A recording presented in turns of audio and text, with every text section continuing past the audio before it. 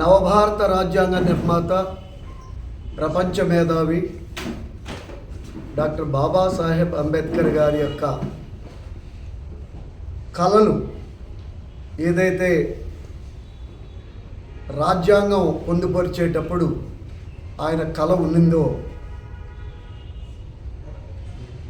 మహిళలకి పురుషులకి సమానంగా హక్కును కల్పించాలని తాను నెహ్రూ గవర్నమెంట్లో లా మినిస్టర్గా ఉన్నప్పుడు తను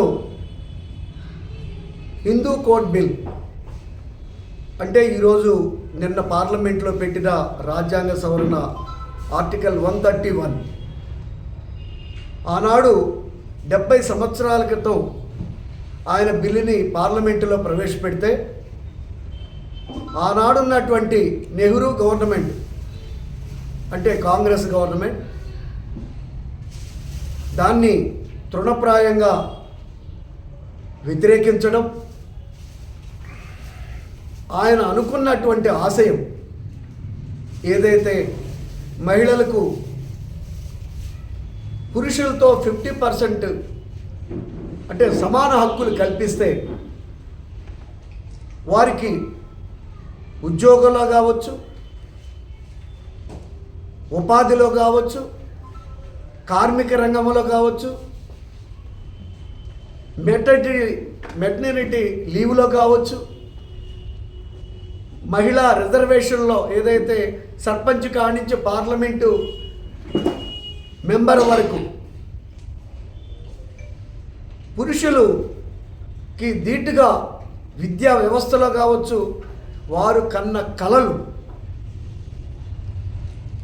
మొన్న కేంద్ర క్యాబినెట్ ఎన్డీఏ గవర్నమెంట్లో ప్రధానమంత్రి గారు ప్రతిపక్షం వాళ్ళతోటి చర్చలు జరిపినప్పుడు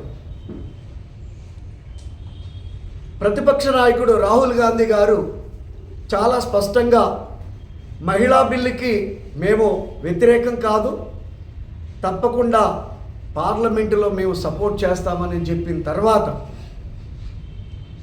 దానికి నిన్న బిల్లు పెట్టడం, దాని మీద 16 గంటల చర్చలు జరిపితే ఏదైతే అంబేద్కర్ గారు ఆశించిన కళలు నిజంగా సఫలీకృతం అవుతాయని చెప్పి మేమంతా కూడా చాలా సంతోషపడ్డాం, ఆనందించాం. కానీ 60 సంవత్సరాలు పరిపాలించినటువంటి కాంగ్రెస్ గవర్నమెంటు దళితులు, ఆదివాసీలు, మహిళల ఓట్లతోటి వాళ్ళు రాజ్యాధికారం 60 సంవత్సరాలు అనుభవించి కూడా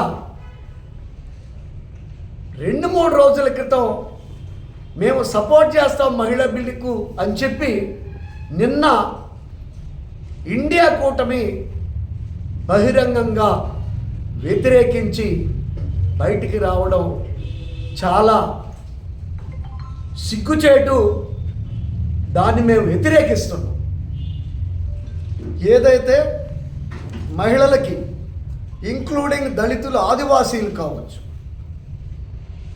ఆనాడు అంబేద్కర్ యొక్క ఆశయ సాధన వాటి కోసం ఆయన అనేక ఉద్యమాలు చేశాడు. హిందూ బిల్ కోడ్ కోసం అనేక మంది మహిళలతోటి ఉద్యమాలు చేశారు, సభలు పెట్టారు, సమావేశాలు పెట్టాడు, యాజిటేషన్ చేశాడు. కానీ వారి యొక్క కళ నెరవేరలేదు.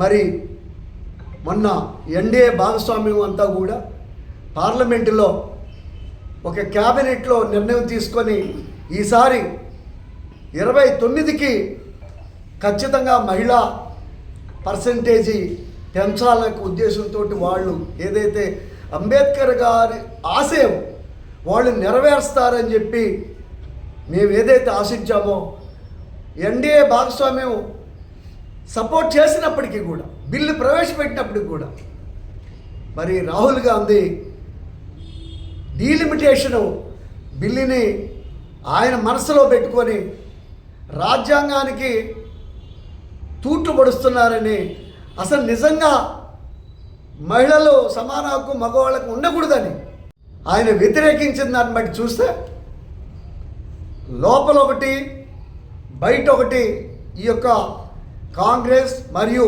దాని మిత్రపక్షాలు ఏదైతే ఉన్నాయో నిన్న స్పష్టంగా తేట తెల్లిమైందని మేము ఈ సందర్భంగా వారిని సూటిగా ప్రశ్నిస్తున్నాం. ఇండియా కూటమిని మేము వ్యతిరేకిస్తున్నాం. ఏదైతే మహిళా బిల్లు కోసం ప్రవేశపెట్టినటువంటి ఎన్డీఏ భాగస్వామ్యానికి ఈనాడు రాష్ట్ర దళిత సేన కానివ్వండి, అంబేద్కర్ సాధన సమితి అధ్యక్షులు కానివ్వండి, రాష్ట్ర స్థాయిలో ఆయన హ్యూమన్ రైట్స్ కమిషన్లో పనిచేస్తున్నటువంటి మా సీనియర్ నాయకులు మన పల్లం వెంకయ్య గారు, సీనియర్ దళిత నాయకులు దళిత బాబు, మరి ఆనంద్ గారు, ఇక్కడ దళిత ఐక్యవేదిక సంయుక్తంగా మేము దీన్ని ఎన్డీఏ కూటమికి మేము సపోర్ట్ చేస్తూ ఇప్పటి వరకు మా దళితులు, ఆదివాసీలు, మహిళల యొక్క ఓట్ బ్యాంక్ తోటి 60 సంవత్సరాలు పరిపాలించి దేశాన్ని అధోగతి పాలు చేసినటువంటి మిమ్మల్ని రాబోయే రోజుల్లో ఇంకా కూడా మేము తీవ్ర స్థాయిలో వ్యతిరేకిస్తాం. దీన్ని మీరు చేసినటువంటి నిన్న వికృత శాస్త్రాలకి ఈ సందర్భంగా మేము తీవ్ర స్థాయిలో ఖండిస్తున్నామని చెప్పి సందర్భంగా తెలియజేస్తూ డాక్టర్ బాలచెన్నయ్య బుమ్మిళ్ళ, చైర్మన్ రాష్ట్ర దళిత సేన. నమస్కారం, నా పేరు పల్ల వెంకయ్య. నేను దామోదర సంజీవయ్య విగ్రహ కమిటీ చైర్మన్గా పనిచేస్తున్నాను.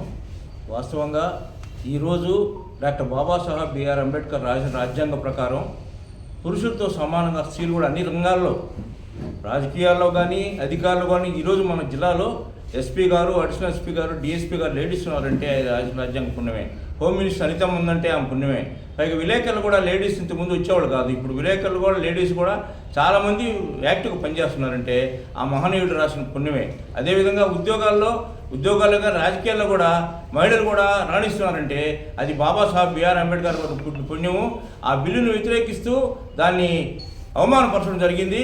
కానీ బాబాసాహెబ్ కళలను సాకారమయ్యే టైంలో దాన్ని వ్యతిరేకిస్తూ కాంగ్రెస్ గవర్నమెంటు, కాంగ్రెస్ పార్టీస్, మిగతా మిత్రపక్షాలు బయటికి రావడం కేవలం దళితులను అణచివేసే ధోరణి కనబడుతూ ఉంది. కానీ మళ్ళా బిల్లు పెడతానని చెప్పాడు నరేంద్ర మోడీ గారు. వాస్తవంగా అంటే మనుషులుగా బతికే హక్కు కల్పించిన మహనీయుడు దాదాపు బాబాసాహెబ్ బిఆర్ అంబేద్కర్. ఆయన కళను కల్పించే సమయంలో దీన్ని దెబ్బ కొట్టడం చాలా బాధాకరమైన విషయం అని తెలుపుకుంటూ నేను సెలవు తీసుకున్నాను. జై భీమ్. అందరికీ నమస్కారం. నా పేరు దళిత బాబు, భీమరావు అంబేద్కర్ సేవా సమితి వ్యవస్థాపక అధ్యక్షుడు.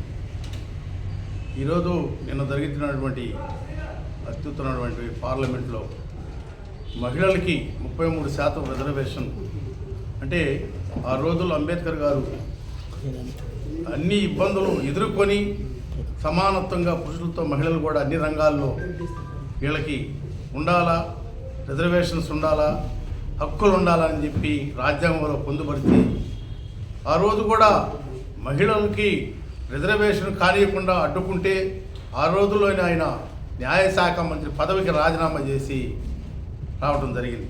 ఎందుకంటే ఈరోజు దాదాపు భారతదేశంలో ఉన్నటువంటి మహిళలు ఎంత అంబేద్కర్ రాసినటువంటి రాజ్యాంగంలో ఎన్ని పదవులు అనుభవిస్తున్నారో మన అందరికీ తెలిసిందే. కానీ ఈరోజు పురుషులతో సమానంగా కొన్ని విషయాల్లో మహిళలు వెనకబడి ఉన్నారు. వాళ్ళకి సమానంగా రాజకీయ రిజర్వేషన్లు, ఉద్యోగ రిజర్వేషన్లు అన్నీ కూడా కల్పించేదానికి అత్యుత్తమైనటువంటి భారతదేశ పార్లమెంట్లో ఈరోజు మన ఎన్డీఏ గవర్నమెంట్ ప్రవేశపెడితే దాన్ని తీవ్రంగా వ్యతిరేకించడం చాలా దుర్మార్గమైనటువంటి విషయం. ఇది కూడా ఈ భారతదేశంలో ఉన్నటువంటి ఎస్సీ, ఎస్టీ, బీసీ, మైనార్టీల మహిళల యొక్క హక్కులు కాలరాయటం తప్ప మరి ఇంకోటి కాదు. కాబట్టి మరి ఈ గవర్నమెంట్ రాహుల్ గాంధీ, కాంగ్రెస్ పార్టీ ఉన్నటువంటి మిత్రపక్షాలన్నీ కూడా వెంటనే మళ్ళీ రాబోయే త్వరలో పార్లమెంటు సమావేశం దీనికి మద్దతు తెలిపి మహిళా బిల్లుకి 131వ రాజ్యాంగ సవరణ బిల్లుకి ఆమోదం ఓటు వేయాలని చెప్పి తెలియజేసుకుంటూ మేము ఈ వ్యతిరేకించినటువంటి కాంగ్రెస్ పార్టీ మిత్రపక్షాలను తీవ్రంగా వ్యతిరేకిస్తూ రాబోయే రోజుల్లో కాంగ్రెస్ పార్టీకి మనుగోలు లేకుండా ఈ రాష్ట్రంలో అసలుకి భారతదేశంలో లేకుండా మేమంతా కూడా ఎస్సీ ఎస్టీ బీసీ మైనార్టీలు కంకణం కట్టుకొని పనిచేసి ఓడిస్తామని చెప్పి సందర్భంగా తెలియజేస్తూ సెలవు తీసుకుంటున్నాం.